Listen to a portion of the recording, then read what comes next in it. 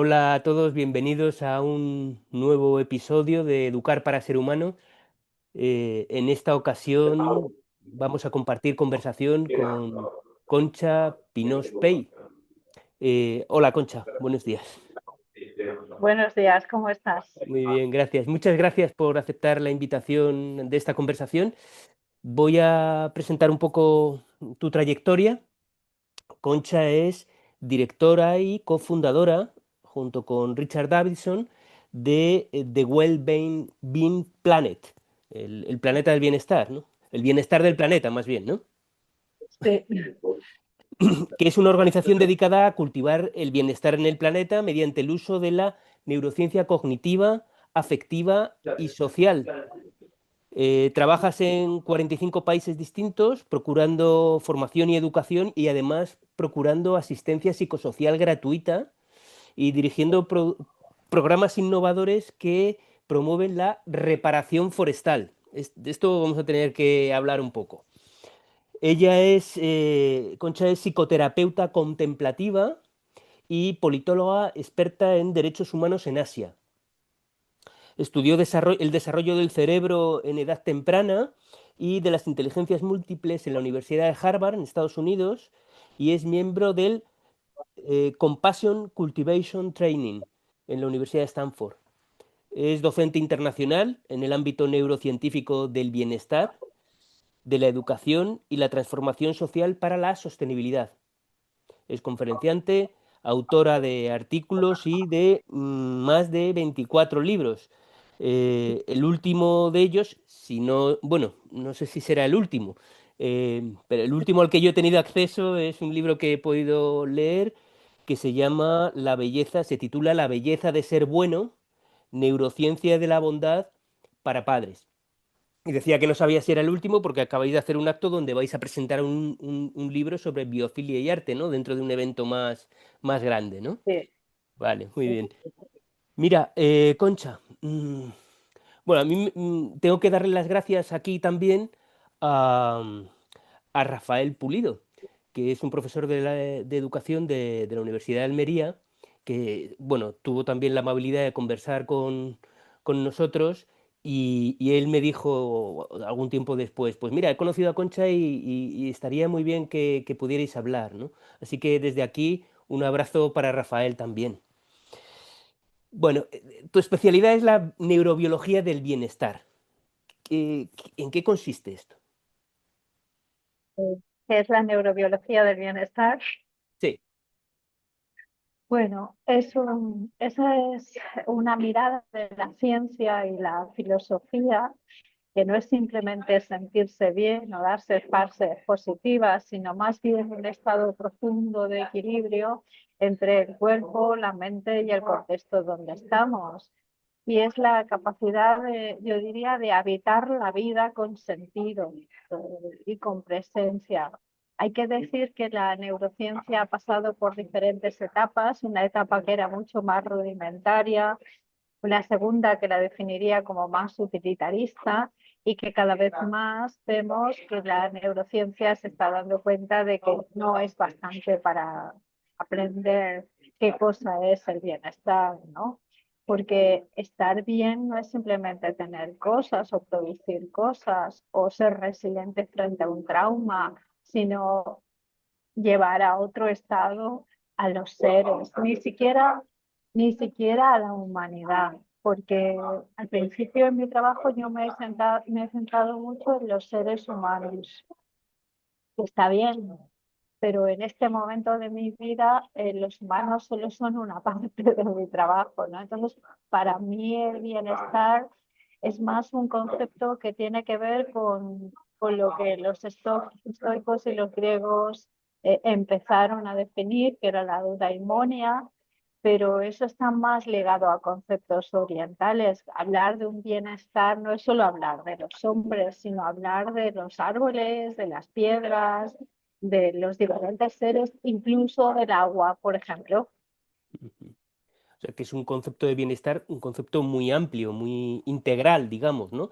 Que incluye lo vivo, pero también lo no vivo, ¿no? Exactamente, bueno, fíjate que hablando de lo no vivo, yo ya nos vamos de cabeza al pilón, diría que el bienestar tiene mucho que ver con el concepto que tú tienes de la conciencia. Hay veces personas que asocian el bienestar simplemente a una emoción o a un pensamiento o a una sensación. Eso ya para mí es antiguo. O sea, el bienestar no es un estado, no es una emoción, no es un pensamiento, no es estar relajado, es básicamente poner conciencia. Mm, entiendo. Bueno, quiero hacer una precisión y es que, bueno, tienes una conexión así un poco inestable y se oye un poco de sonido de fondo, que es Sí, porque estás en el desierto y has tenido que buscar, hemos tenido problemas de conexión y has tenido que buscar una ubicación lo más adecuada posible para poder tener esta conversación, sí. para que las personas que lo oigan pues lo puedan tener en cuenta también. Mira, no investigando, ¿no? Sino a raíz de la lectura de tu libro, de este libro de la bondad de ser buenos, eh, hay un momento en el que tú mencionas, y esto es una cuestión un poco personal, eh, que gracias a la ciencia, dices, la ciencia te ha ayudado a no perder la esperanza, ¿no? Y quería preguntarte, ¿no? Porque tú, entiendo, no lo sé con detalle, pero vienes del ámbito de las ciencias políticas, de los derechos humanos en Asia, y ahora estás en la neurobiología del bienestar, ¿no? Y quería preguntarte por esa trayectoria, por ese camino, ¿no? Por ese arco, desde lo más político hacia lo más psicológico, filosófico, social, ecológico, por un lado, y por otro lado, ¿qué es lo que te ha aportado la ciencia en esa percepción de darte esperanza? Gracias por la pregunta, porque bueno, yo la verdad es que vengo de las ciencias sociales, como has dicho, ¿no? Entonces a mí me ha interesado siempre la filosofía, la meditación. He crecido en Granada en un contexto donde la contemplación forma parte de nuestra vida. Pero cuando yo entré a la ciencia, por decirlo de alguna manera, entré porque vi muchísimas injusticias en el mundo y me hice una gran pregunta. Mi pregunta es, ¿por qué existe la maldad? Yo diría que básicamente he trabajado en mi vida y en la obra que de alguna manera me ha producido, más que yo producir la obra, ella me ha producido a mí en torno a tres palabras. La primera fue la búsqueda de la verdad y la justicia en toda línea de derechos humanos. La segunda fue la pregunta de la bondad, por qué las personas son buenas o no lo son. Y la tercera es la belleza. Esa ha sido como los tres puentes, como si fuera un acueducto, ¿no? Entonces, cuando yo trabajé en concreto durante muchos años con personas que sufrían en hospitales, en traumas o en zonas de guerra, fácilmente tú puedes llegar a la desesperanza. Y esa desesperanza que se convierte incluso en aprendida, te hace ya no poder trabajar más en lo que estás haciendo, ¿no? Yo quería encontrar razones en la ciencia y en la psicología del desarrollo para saber por qué una persona se comporta tan mal con la otra. ¿Puede una persona que está tan herida en un trauma volver a recuperarse? Y eso para mí fue un acto de radical esperanza. Fue el periodo de mi vida donde yo me dediqué muchísimo a investigar la compasión, ¿eh? Eso me permitió mirar a los derechos humanos no como una abstracción, sino como un acto biológico, psicológico y espiritual. El derecho a no ser dañado, el derecho a tener ternura, ¿no? Yo defiendo los derechos por convicción política, pero los defiendo porque sé lo que pasa en un cerebro que está expuesto continuamente al miedo o al trauma, y es que va a ser muy difícil que sea una persona con un equilibrio, ¿no? Pero también las personas que están sometidas a la pobreza o al abuso sufren lo mismo. El caso es que cuando hablamos de bienestar, yo no hablo de privilegios, hablo de derechos. Y cuando hablo de ciencia, no hablo de una ciencia mecanicista, y quisiera entrar en esto, ¿no? hablo de una brújula que nos puede ayudar a no perdernos. Ese hecho de no perder esperanza es porque he visto que el milagro de lo cotidiano me ha enseñado que es justo no perder la esperanza, ¿no? Y quisiera referenciar a una persona que ha influido mucho en mi vida, que es Rita Levi Montalcini, su trabajo, ¿no? Y como Rita decía que para hacer ciencia tú no necesitas un gran laboratorio, ni necesitas presupuestos astronómicos, ni siquiera necesitas estar en un único lugar. Lo que necesitas es una maleta y estar cargado de imaginación, de buenas hipótesis, ¿no? Para mí, Rita es el ejemplo en su elogio de la imperfección, de que la ciencia tiene que aceptar la imperfección. Entonces, cuanto más aceptamos la imperfección, más nos acercamos a este mundo de una nueva humanidad confrontada. Ujú. Ya. Hacías, hacías mención a esos tres arcos, ¿no? De ese puente, Sí, ¿no? Claro, yo cuando leí el título de tu libro, La belleza de ser bueno, sí, pensé, bueno, estos son como los... Me recordaba, ¿no? Falta la verdad, ¿no? Pero la belleza y la bondad están ahí. Son los tres pilares de la sabiduría, ¿no? La sí, verdad y de la virtud, ¿no? La verdad, sí. la belleza y la bondad. Em, y la impresión que tuve también, y creo que en uno de los correos que intercambiamos te lo comenté, em, era que me parecía muy valiente. Hablar de la bondad, hablar de un concepto que, digamos, está un poco como mal visto, suena un poco cursi, digamos, ¿no? No es un valor que está muy desarrollado en nuestra sociedad, ¿no?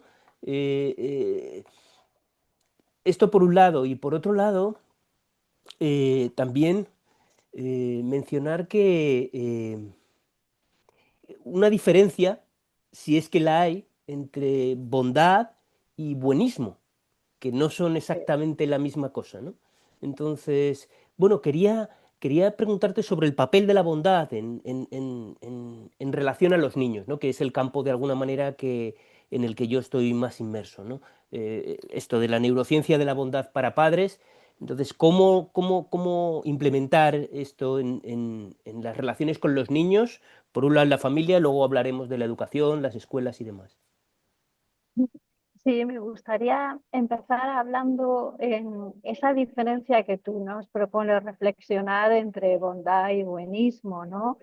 La bondad es la base, es una fuerza interior, no es una emoción pasajera ni una máscara social. Como tú has hablado de virtudes, y la virtud implica conciencia, implica coraje, implica también responsabilidad, porque la bondad verdadera es saber qué decir y qué no decir. No es sumisión, como diría Gandhi, ¿no? Es más bien una fuerza transformadora que no quiere ayudar en el sentido clásico, ¿no? El buenismo es más una caricatura de la bondad, es una actitud superficial que intenta evitar el conflicto a toda costa y quiere quedar bien con todo el mundo, es complaciente, ¿verdad? Es como la sonrisa esa de pega, ¿no? En el Ujú, fondo, el buenismo nace del miedo a no ser querido, a no ser aceptado, y digo, bueno, voy a ser bueno, y a ver así sí me quieren, ¿no? Pero en realidad a veces, y yo desde luego he visto que muchas personas que pretendían hacer el bien en realidad han hecho mucho mal. Entonces hay que tener cuidado cuando hablamos de eso, ¿no?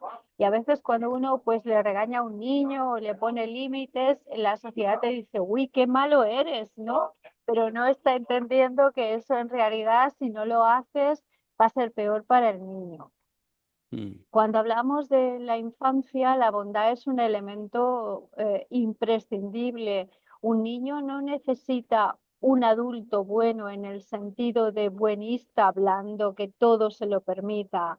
Necesita más bien un contexto bondadoso. Y quiero hablar de que la bondad requiere una prosodia. Esa prosodia es que le diga la verdad. Esa prosodia es que le dé los límites con esa ternura y con claridad, que uno sienta de verdad que está presente el contexto, no la figura parental, porque también hay mucha idealización de que todo tiene que venir de un papá o de una mamá, y a mí me parece que eso es falso, porque en realidad nuestra evolución, si la vemos bien, el terreno de la confianza no nace solo de un padre o de una madre, sino de un contexto que te puede dar la dignidad y el sentido de la seguridad. Los tíos, los primos, el país donde estás, el colegio, no sé, hasta la casa donde vives, ¿no? Entonces hay que ver que la bondad no es un acto de debilidad, sino que es mirar también ese contexto que el niño tiene para el desarrollo, y todo contexto tiene heridas. Todo contexto tiene heridas. Esas heridas hay que mostrarlas sin maquillaje, porque si no el niño te dice, no soy tonto, me estás diciendo que al abuelito lo mataron en la guerra, o que esta tía que le pasó esta cosa, en realidad no acabo de comprenderlo, ¿no? Entonces es importante dejar que el niño comprenda que está en un contexto de bondad y que nosotros hemos crecido educados por muchas personas, y esas muchas personas forman parte de nuestra prosodia, de nuestra narración. Ujú, ujú. Sí, de hecho, quería, quería mencionar también, ¿no? Porque em, eh, si no he entendido mal de lo que has mencionado, digamos, la bondad es algo intrínseco al ser humano. Sí. En el libro mencionas no solo a Rousseau, que, bueno, pues dependiendo de con quién hables, puede estar idealizado o puede estar vilipendiado su visión del ser humano como bueno, que luego es pervertido por el contexto social, ¿no? Sino que hablas también de Unamuno, hablas de Darwin, ¿no? Donde hablaba de que la cooperación y no solo la competencia es factor evolutivo, de Franz de Waal, este primatólogo también, que habla de esto, de Jane Goodall.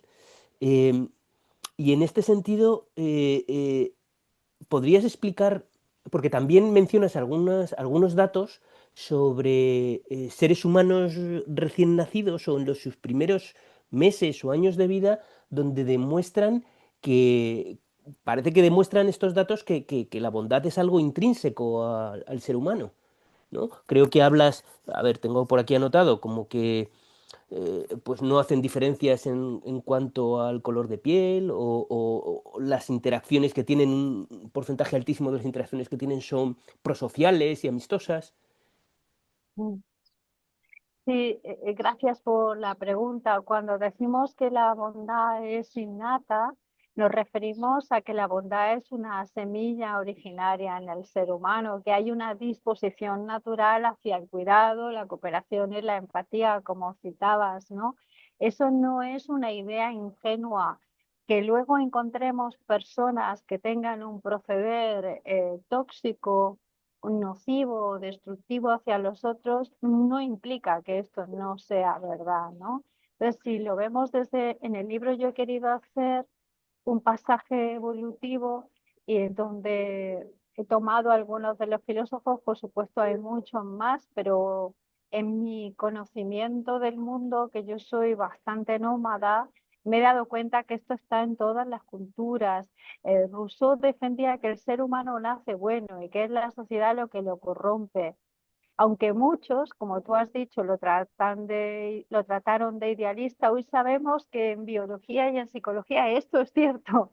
Es decir, que cuando nosotros somos chiquitos, si tenemos de nuevo un contexto, y por eso ponía tanta atención al contexto, que sea bondadoso, yo puedo seguir eh, permitiéndome exhibir la bondad. Y voy a poner un ejemplo, ¿no?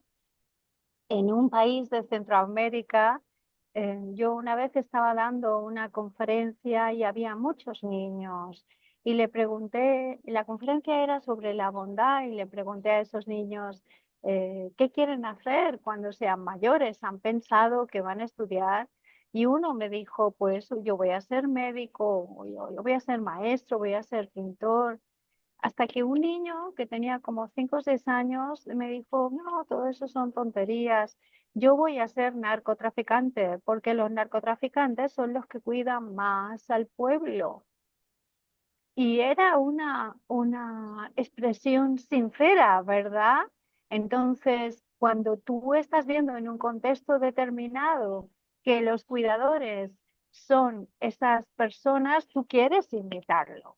Entonces, eso es muy importante a la hora de definir cómo nuestra biología, aunque tiene una base bondadosa, puede ser mm, regulada en su expresión hacia ciertas áreas que, por ejemplo, pueden llegar a tener que ver con el odio, y eso lo veríamos en los conflictos, o con el desprecio, que es una de las emociones que conduce más hacia las injusticias, o con la maldad también, ¿no? Darwin afirmaba que estos instintos sociales, como él los llamaba, la compasión, el cuidado, la cooperación, son decisivos en la supervivencia.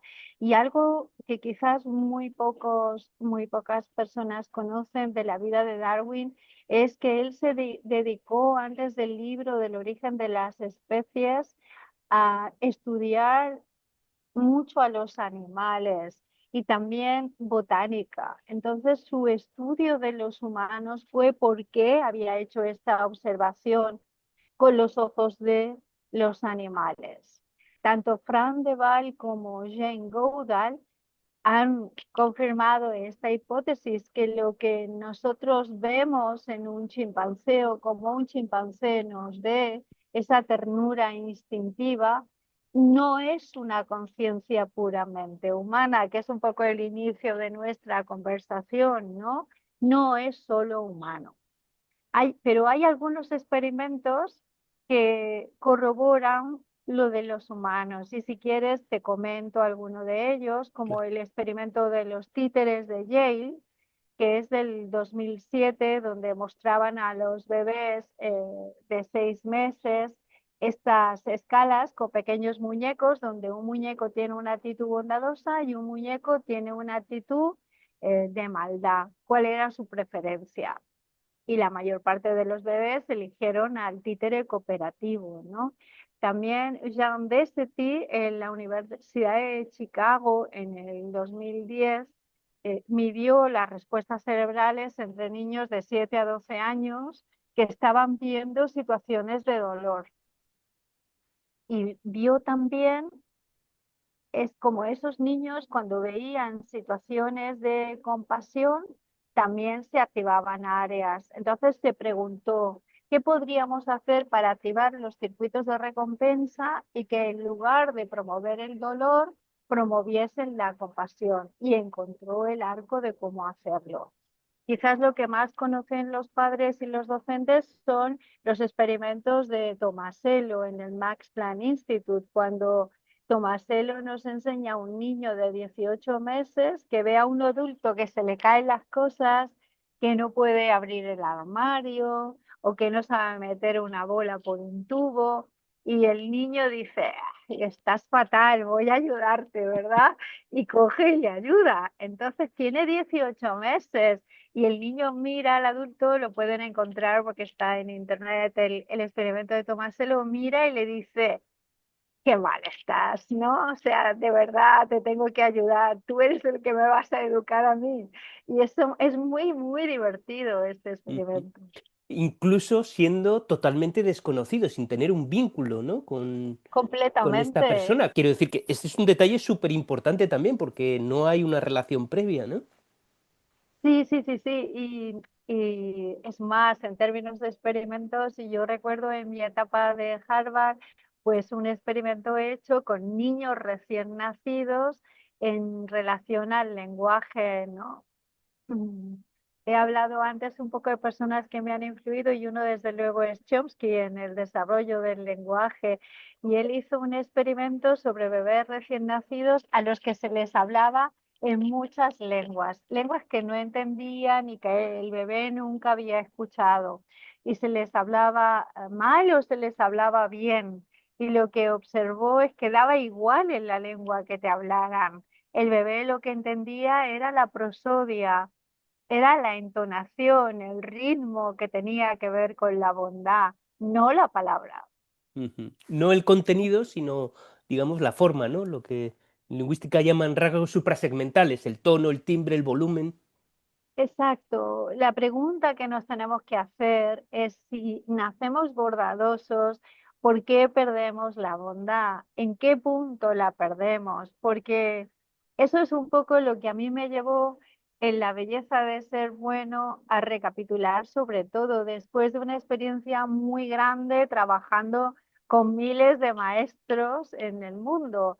Y has hablado antes de The Wellbeing Planet, pues imagínate que eh, durante todos estos años y sobre todo durante la pandemia llegamos a tener más de 2,5 millones de personas a las que pudimos estar en contacto de distintos países viendo cómo se relacionaban en actos previos a la pandemia, durante y después. O sea que nosotros podíamos ver cómo aquellas personas que tenían una predisposición a la bondad y contexto de bondad antes de la pandemia reaccionaban de una manera más bondadosa frente a actos altruistas. Te pongo un ejemplo, ¿no? Una maestra en Panamá que me decía, bueno, yo ya sé que los niños no pueden venir a la escuela, ya sé todo esto, pero yo voy a ir a llevarle la tarea al niño a su casa. Pero llevarle la tarea al niño a su casa, eso implicaba que la señora tenía que andar como 20 kilómetros y llevarle sus cosas al niño. ¿Y por qué? Le pregunté. Y ella me dijo, pues porque él no puede perder el curso y es mi obligación como maestra ayudarle a que esto lo supere. No tiene internet, no es algo que mucha gente no piensa, pero más del 35-40% de personas en este planeta siguen sin tener luz eléctrica, siguen sin tener internet y estamos diseñando una educación que es un poco perversa porque es para la élite solamente, ¿no? Entonces, ella a mí ese ejemplo sería uno de personas que me hicieron reflexionar, ¿no? Y también en China, a mí me gusta mucho, mucho Asia, en las aldeas rurales, cuando te preguntan, ¿y tú qué eres? Le dices, yo soy maestro. Entonces no sabe cómo la gente te trata porque un maestro es lo más importante, ¿no? Un maestro en China se le regala una manzana, que es un poco el símbolo de Confucio en el despertar de la mente, ¿no? Entonces, un maestro en muchas sociedades es la figura más importante. En Occidente, un maestro es nada, o sea, es alguien sospechoso, alguien que dices, no, y no quiero decir que un maestro, muchos de los maestros no tengan vocación, por supuesto que la tienen y están ahí cada día, ¿no? Pero el sistema no apoya a que los maestros puedan tener relaciones de largo término con sus estudiantes, ¿no? Para mí, relaciones de largo término es entender que tus estudiantes también son tus hijos. Yo a veces cuando viajo por el mundo digo, voy a ver a mis estudiantes, ¿no? Entonces hago paradita en Argentina o en Chile o en Colombia porque quiero verlos. Entonces es un maestro que tiene un compromiso, habla realmente de algo que no puede ser abandonado. Y no es el narcisismo de que tus chicos lleguen a la universidad, todo eso. No, no, no, no. Es el cómo este estudiante ha cambiado su contexto. Para mí hay una pregunta esencial cuando enseñamos y es la que le tenemos que hacer al estudiante. ¿Qué vas a hacer con lo que has aprendido? ¿qué vas a hacer con esto? Porque si te lo vas a quedar solo para ti, para que tus apuntes estén gloriosos en tu ordenador o tu estantería, a mí no me interesa enseñar. La pregunta es, ¿qué harás por el mundo con esto que has aprendido? Y vemos que a veces un estudiante que ha aprendido esto de chico, pero ha aplicado todo esto, es más que uno que aprendió mucho y no aplicó nada. Mm, mm. Bueno, ahí hay varias cosas, ¿no?, que me resultan muy interesantes. Por un lado, mencionabas todos los contextos tienen heridas. Ujú. Em, el contexto no es solo lo humano, pero lo humano es parte importante del contexto. Por lo tanto, los humanos que estamos alrededor de los niños también tenemos heridas. En algún momento mencionas, necesitamos cuidadores que tengan áreas límbicas sanas, porque todos tenemos nuestras heridas, ¿no? Y emocionales y sociales también, ¿no? Eh, entonces, bueno, y esto es parte de vuestro trabajo, entiendo también en Wellbeing Planet, ¿no? Cuando, no sé si la psicoterapia contemplativa tiene relación con esto, ¿no? Es decir, a la hora de abordar cómo acompañar niños, bueno, tenemos que plantearnos ese contexto. En nuestro caso, el contexto es humano, pero también es no humano, es decir, el contexto natural es muy importante. Entonces, y luego hacías otra pregunta también que ha quedado ahí un poco en el aire y es, ¿qué está pasando que esa bondad intrínseca del ser humano se pierde por el camino, ¿no? Y no sé si hay respuesta o tienes hipótesis al respecto de esta pregunta. Bueno, gracias por esa pregunta, porque es una pregunta de mucho valor. De si existen realmente condiciones para que esto se pierda, la respuesta es que sí existen esas condiciones. Cuando estamos hablando de contextos que nutren o de contextos que desgastan, eso es lo que tenemos que observar. Es decir, que una madre que es refugiada o un padre que está muy preocupado porque tiene que pagar la hipoteca, aunque quiere estar muy presente, en realidad tiene un grado de estrés importantísimo, ¿no? La bondad intrínseca del niño no solamente depende de los padres, como hemos dicho, sino que depende de este contexto. Y en ese contexto no están solo los humanos. En ese contexto también están los animales, están las plantas, ¿verdad? Y están también las personas que te precedieron y las personas que vendrán después. Por ejemplo, en ese contexto está la fe. Y una de las cosas más interesantes en psicoterapia contemplativa es el rol de la compasión.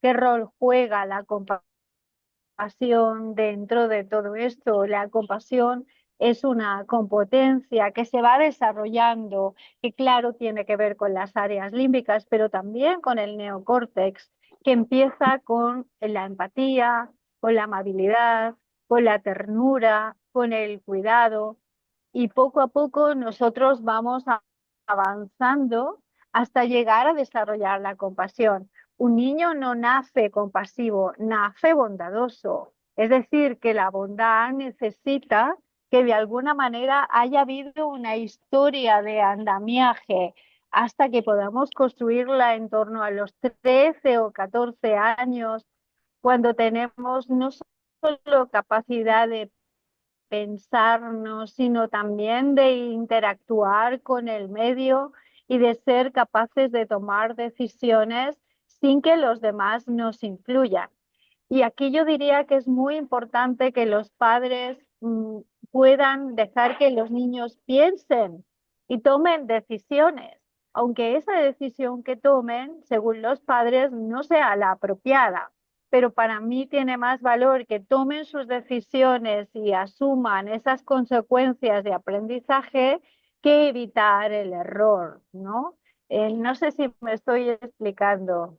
Bueno, yo desde mi punto de vista lo has explicado perfectamente. De hecho, nosotros resonamos bastante con esto, ¿no? En el sentido de amplificar la capacidad de decisión del niño en las decisiones para las que evolutivamente está desarrollado por su etapa evolutiva, por un lado, y que le afectan a sí mismo, por otro, sin poner en peligro la seguridad.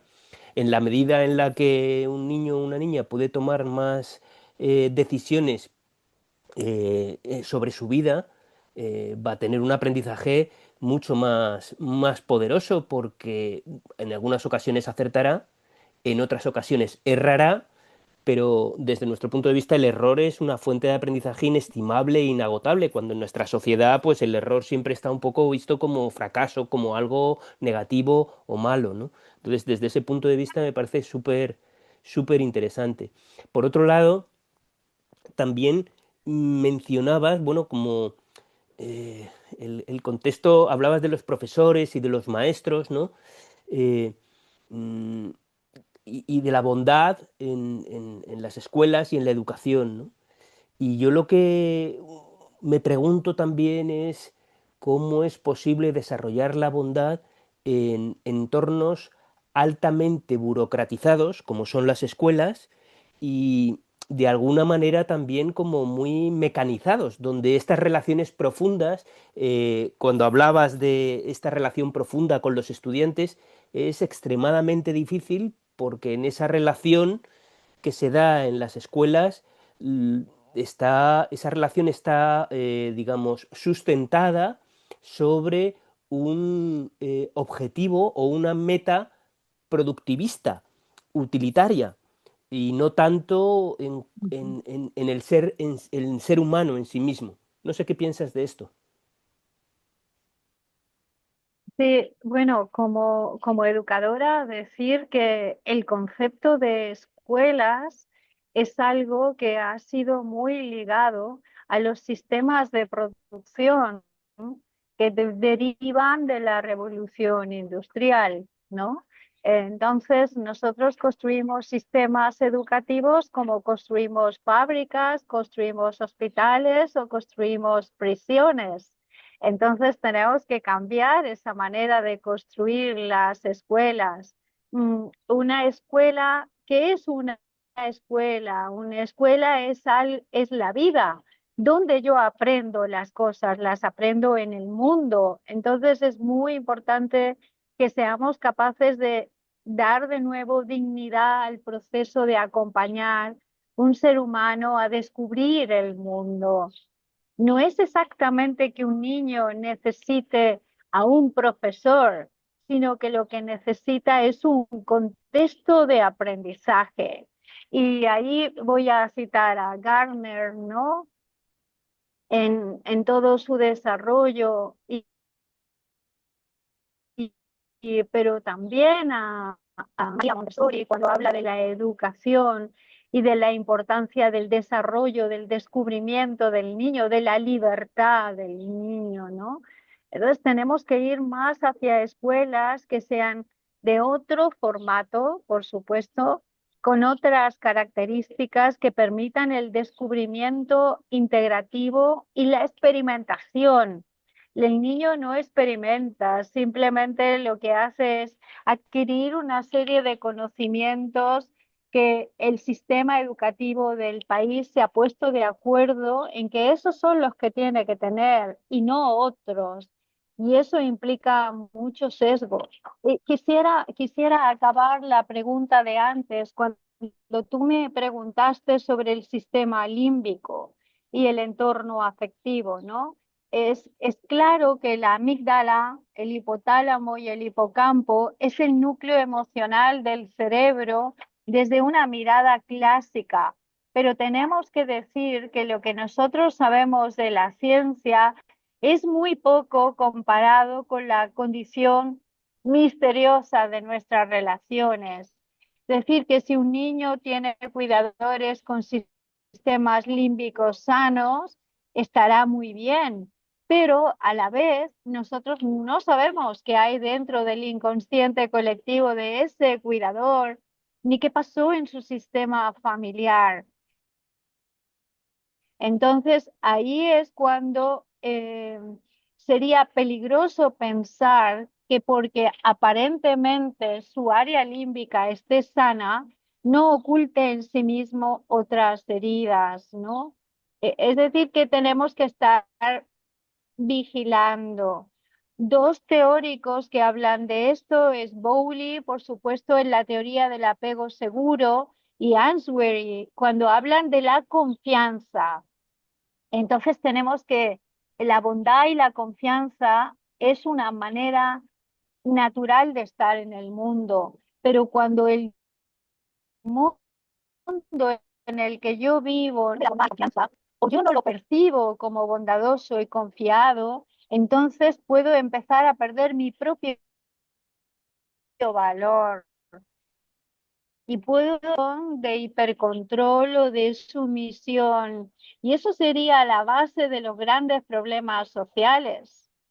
Sí, entiendo, entiendo. Parece que se va un poco la conexión. Eh, Concha, no sé si me escuchas. ¿Me Sí, te escuchas? escucho, te Ah, escucho. perfecto. Vale, muy bien.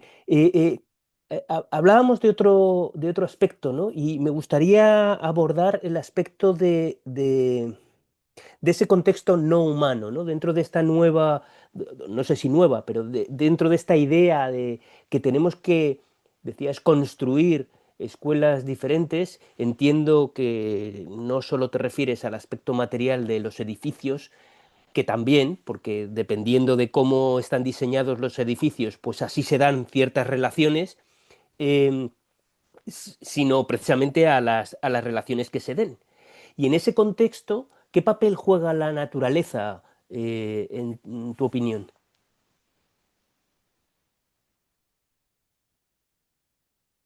En este contexto, ¿qué papel qué? Perdón, ¿lo puedes Sí. repetir? ¿Qué papel juega la naturaleza, es decir, el mundo de lo no humano, en este proceso de, bueno, no sé si de recuperación de la bondad o de fomento de la bondad o de cuidado de las virtudes humanas? Para mí es muy, muy importante. Por ejemplo, si vemos ejemplos como la imaginación, la creatividad, la capacidad de resiliencia, nosotros aprendemos mediante la observación y la inferencia de patrones. Yo puedo aprender de la naturaleza que hay estaciones. Si de repente el cambio climático se carga las estaciones, me va a costar mucho aprender de los procesos, ¿verdad? Si no tengo una relación con la naturaleza, puedo llegar a pensar que es sintético, que todo lo puedo crear en una pantalla del ordenador, o que las relaciones se basan en el like o el dislike, o que yo puedo crear un avatar de un amigo que me diga que sí, y eso será mejor que un amigo en realidad. La naturaleza nos ha ayudado a evolucionar. Para mí hay dos factores fundamentales, y eso es lo que abordo en el último libro eh, sobre la biofilia y el arte, que es la naturaleza y el arte como dos elementos fundamentales en la educación y el bienestar del mundo. Ya no me preocupa que las personas estén atentas o que estén concentradas, me preocupa que tengan en cuenta al resto de seres. Y esos seres es, por ejemplo, el agua, ¿no? Ahora estoy haciendo mucho trabajo con el agua. El agua es uno de los elementos más importantes en el planeta y no se trata de no gastar agua. ¿Qué relación tenemos con el agua? ¿Cómo nos relacionamos con ella? Quiero referenciar al experimento de Masao Emoto con cuando el niño le dice a otro, tú eres tonto, y cambia las estructuras de los cristales del agua, o le dice a otro, tú eres es bellísimo. Nuestra relación con el mundo está completamente ligada con la naturaleza. Sí, es muy interesante esto que cuentas del trabajo de Masaru Emoto porque es muy visual, ¿no? Es decir, puedes ver el efecto de la comunicación y de la relación en los cristales de agua, ¿no? Bu- Eh, una de las frases que más me ha impactado por lo sintética que es y sin embargo por lo profunda, es una que has mencionado en el libro, que es primero el abrazo, después la charla. Y esto me lleva a mencionar estos dos aspectos, es decir, por un lado está cómo, cómo, lo que mencionas también como la paradoja de la educación en cuanto a construir a un ser autónomo, pero al mismo tiempo necesitamos ponerle límites sí, ponerle límites, ¿no? Entonces, eh, ¿es posible? Bueno, no es exactamente esta la pregunta, no es tanto si es posible, sino cómo podemos eh, construir la autonomía del niño con ternura y con cariño, pero al mismo tiempo enviándole mensajes sobre lo que está bien y lo que no es correcto, o más bien sobre lo que hace daño o no hace daño a otros, sean humanos o no humanos. Entonces, no sé si podrías profundizar un poco más en este aspecto de los límites y de esta paradoja. Gracias por la pregunta. Lo primero es que si nos vamos de nuevo a los clásicos, ¿no? A Sócrates, Platón, Aristóteles, ellos hablaban de una ética, la ética del humano. Cuando nosotros perdemos la base de un contexto que tenga una ética profunda, cuando las sociedades no tienen ética, difícilmente vamos a poder educar a nadie. Y eso lo vemos, yo lo veo muy claro, que en mis viajes estoy continuamente viajando. Ahora recién acabo de llegar de Japón y Japón vivió Hiroshima y Nagasaki, terrible, y vivió la Segunda Guerra Mundial, terrible. Y les sigo preguntando, ¿cómo lo hicisteis? ¿Cómo lo hicisteis para no odiar? ¿Cómo lo hicisteis para salir adelante? Y ellos te dicen, yo me responsabilicé de lo que yo no había hecho bien. Nos responsabilizamos de lo que nosotros no habíamos hecho bien. Nos centramos en eso, como comunidad nosotros podemos educar a los niños. Su trabajo fundamental en Hiroshima ha sido el trabajo de Sadako, por ejemplo, ¿no? Que tú dirás, es una cosa muy sencilla, hacer papiroflexia con una pajarita de papel, expresar eso, pero hacer un origami que tiene que ver con la paz le está diciendo mucho al niño, la naturaleza, la permanencia, cómo hay que recordar a nuestros muertos, cómo es el trabajo comunitario, cómo eso es parte del arte. Entonces, para que un niño aprenda, comprenda y ejecute la bondad, son pasajes que empieza primero con esa observación del altruismo que hace Tomaselo y darle la vida de que exprese la bondad sinceramente, sin filtrar cuando no lo hace, ¿verdad? Ujú. Porque también cuando no lo hace, experimentando los límites. Esa experimentación, por ejemplo, en justicia, cuando nosotros vemos el dicho es, desde dónde tomamos las decisiones, en realidad la mayor parte de nuestras decisiones son inconscientes, como adultos. Entonces no podemos pensar que un niño que realmente fue consciente. No lo fue, porque ni nosotros siquiera lo somos. pero sí que abrazar y luego reflexionar sobre esa frase, puedo darnos el chance de ver el pasaje de la emoción al pensamiento para llegar a una construcción del sentimiento, que es la ética compartida, ¿no? Yo creo que hay una ética silenciosa, una ética del cuidado silencioso.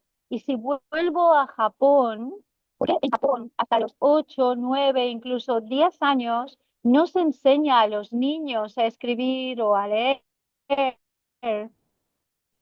se les enseña a comportarse en sociedad, a ser autónomos, a ir solos por la calle, a prepararse el bocadillo, a atarse los zapatos. Entonces te estás diciendo qué es lo que valora esa la educación. Muy interesante, muy interesante. Eh, también me interesaría profundizar un poco en qué podemos hacer para incrementar la bondad a nuestro alrededor, ¿no? Eh, una de las ideas más interesantes que he encontrado ha sido la de que mencionabas de dirigir la bondad hacia uno mismo. En este sentido, y esto tiene que ver con nuestra propia imperfección, hablabas antes digamos, de abrazar la imperfección, ¿no? Abrazar nuestra propia imperfección y cuidar de nosotros mismos en la medida en que podemos para poder cuidar de los demás también, ¿no? Pero, ¿de qué maneras podemos, además de dirigir bondad a nosotros mismos, de qué otras maneras podemos incrementar la bondad a nuestro alrededor? Gracias. Bueno, cuando yo estoy hablando del sí mismo, no estoy hablando del ego, sino de un sí mismo que se asemeja más al alma. Eh, la psicología es el alma, es el estudio del alma. Entonces, hacerle comprender al niño que el ego es verdad que nosotros nos ponemos, pero que de lo que hay que cuidar es del alma. Hay que cuidar del alma y a los profesores también. El alma, que no se puede quebrar de ninguna manera. Y es el alma la que tenemos que velar porque pueda ser expresada, porque el alma es bueno, clarísimo, aunque el ego tenga dificultades en alinearse. ¿Cómo podemos hacer esto? Primero dándole valor a contenidos que tengan que ver con profundidad. He expuesto sociedades que han sufrido grandes traumas, como la japonesa, ¿verdad? Y cómo Japón resolvió esto a través de la educación, sigue haciendo recordar al pedagogo Suzuki, que hablaba de todas esas propuestas de las escuelas que tienen mucho que ver con la bondad, pero también muchos pedagogos africanos que promueven el concepto de Ubuntu, no soy porque tú eres. Entonces hay que entender que la construcción de mi sí mismo no puede estar separada de nosotros mismos. Yo soy porque tú eres. Esto algo que Donald Winnicott dijo muy claramente, que es la intersubjetividad relacional. Yo no puedo llegar a un sí mismo si no tengo otros sujetos que han hecho un proceso de sí mismos. En Jung sería la individuación. Entonces, cuando yo tengo un maestro, un padre, un contexto que no ha desarrollado un sí mismo maduro, que es un artista, tengo sociedades quebradas, sociedades que no soportan el esfuerzo para el día de mañana, sociedades que quieren invadir, que quieren bombardear, que quieren quedarse con lo del otro y que no le importa nada de lo que hagan, ¿no? Entonces, a eso mismo me refiero, al cultivo de yo soy porque nosotros somos. Lo tenemos en todas las tradiciones contemplativas. Si tú te vas a la Biblia, si tú te vas al Corán, si te vas a la Torá, al zoroastrismo, al hinduismo, al budismo, eso está. Y no estoy hablando de religiones, sino de espiritualidad profunda. La espiritualidad es una manera de regular armónicamente a los seres para que no pierdan la conexión con el alma. Para ir terminando, Concha, quería preguntarte y que nos contaras un poco sobre las distintas líneas de trabajo que hacéis en Well Wellbeing Planet? Porque he visto que hay investigación, he visto que hay formación, he visto que hay atención psicológica, viajes. No sé si podrías darnos una panorámica de vuestro trabajo. Sí, bueno, nosotros nos fundamos con una perspectiva y era qué podíamos hacer para crear bienestar en el planeta en todos los niveles, ¿no? Entonces, hemos visto que el bienestar es como un arquetipo que está en constante evolución y que en ese arquetipo hay personas que necesitan ser sanadas y ahí ofrecemos atención psicológica en desastres, en situaciones que se necesiten. Formamos a personas en diferentes contextos. Más o menos el 98% de nuestro impacto lo hacemos gratuitamente en algo que llamamos un contrato social. Es decir, nosotros te damos algo a cambio de que tú transformes tu comunidad. Y eso es hermoso porque las relaciones no se fundamentan en algo monetizable. Y después hacemos, por supuesto, investigaciones que no tienen que ver con la ciencia en el sentido dualista, sino con una ciencia no dualista. Nuestras investigaciones van mucho allá de observar el impacto de la naturaleza y el arte en las personas, el impacto de la bondad en las comunidades o del pensamiento crítico. Y eso es lo que estamos desarrollando. En los viajes es más una exploración a lo profundo, donde grupos pequeños de personas deciden ir a conocer una cultura, China o Japón o Asia o la India, lo que sea, ¿no? Para ver qué podemos aprender de ella. Bueno, finalmente eh, mencionar una cita de Schopenhauer que también has mencionado tú, que es que si no cultivamos la bondad, la maldad será inevitable, ¿no? Y, y bueno, pues este es un buen motivo para poder practicar y cultivar la bondad, ¿no? Que, bueno, también mencionáis que es se puede ver la bondad como algo entrenable, como algo que podemos practicar, ¿no? Y en este sentido, pues quería, para terminar, darte las gracias, Concha, por tu tiempo, por un lado, pero también por tu labor y por la labor de todos los que estáis en Wellbeing Planet, bueno, pues desarrollando este trabajo. Muchísimas gracias y bueno, pues espero que en algún momento podamos tener, en el futuro podamos tener algún, algún contacto más. Muchas gracias.